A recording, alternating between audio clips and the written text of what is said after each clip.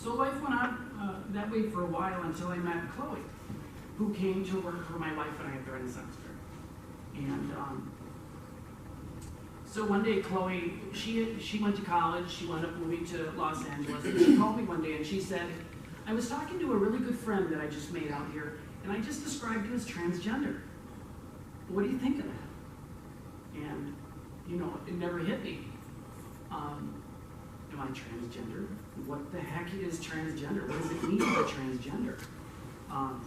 You know, I had never put myself in the thought process that maybe I didn't just like to dress as a woman in the evening and on weekends and at Halloween. Maybe it's because there's something else. And so I thought about it for quite a while.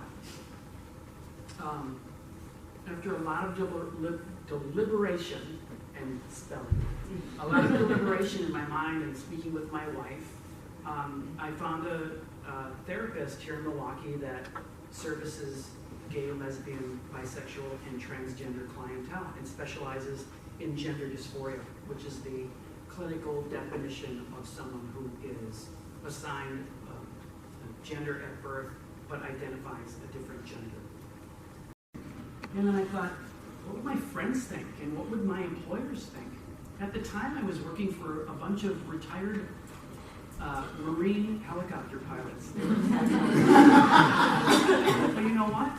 All of those guys that I work with, they're still my friends.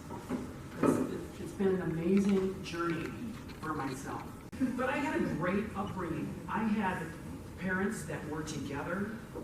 They never strayed. They never resorted to violence to each other or to kids. There was no alcoholism. I had a really great life. Really, really great life. But I just didn't realize who I was. I was so terrified of maintaining the facade of that guy in the armor. That clueless guy. I was clueless. You know, I would go to these, I was part of this airline convention. I was a coordinator for it. And guys would want to talk about stuff. And I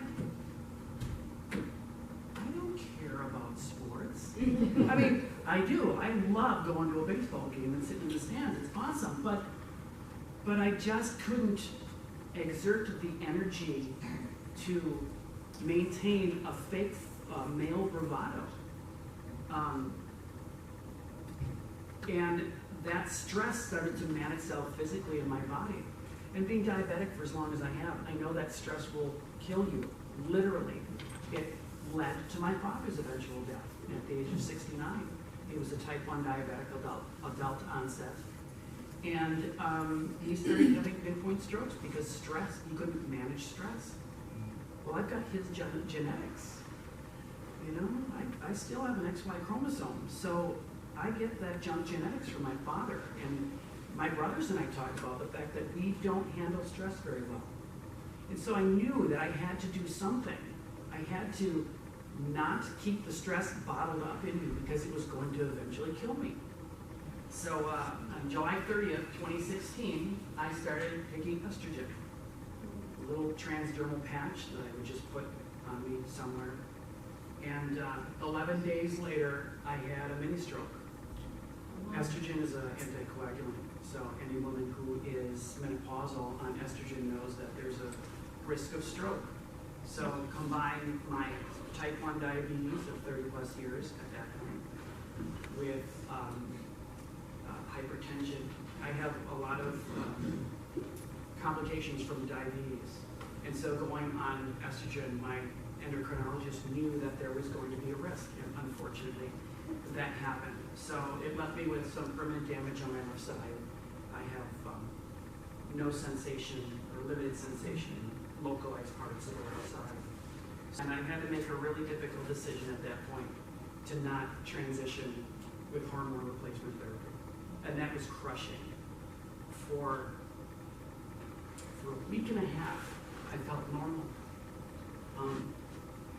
For a week and a half, I didn't realize that my normal operating state my entire life, I started transitioning when I was 47. And I never knew that I vibrated with nervous energy. My entire life, from when I was a little hyper kid to an adult, I just was fidgety, and I just, something had always bothered me until I was on estrogen. I was like, oh, wow. I felt so normal. I felt like if someone came up to me and said, you're a freak, I'd say, so what? I'm not the first one, and I won't be the last one. Have any of you seen the movie Strictly Ballroom? Yeah? Great movie. I love the environment. So in that movie, Fran utters these words: a life lived in fear is a life half lived. And so I spent 46 years living half of a life, and I'd come at that point so far, just coming out to everybody in my life. So to go back to living in fear, I just couldn't do it. I couldn't handle the fear. I couldn't handle the stress. In 2017, 29 transgender women, most of them women of color, were murdered. In 2018, 26 women, most of them women of color, were murdered. This year so far, 10 women. And this year it's all so far, and I hate to have to say that, so far, it's all women of color, transgender women of color have all been murdered just because they want to be who they want to be. You know, we all just want to belong. We all just want, everybody, like all of us, just want to belong. We just want to be loved. That's all we want in life. It doesn't matter if you're gay or straight, cis or trans, white or black, or Hispanic, or Asian.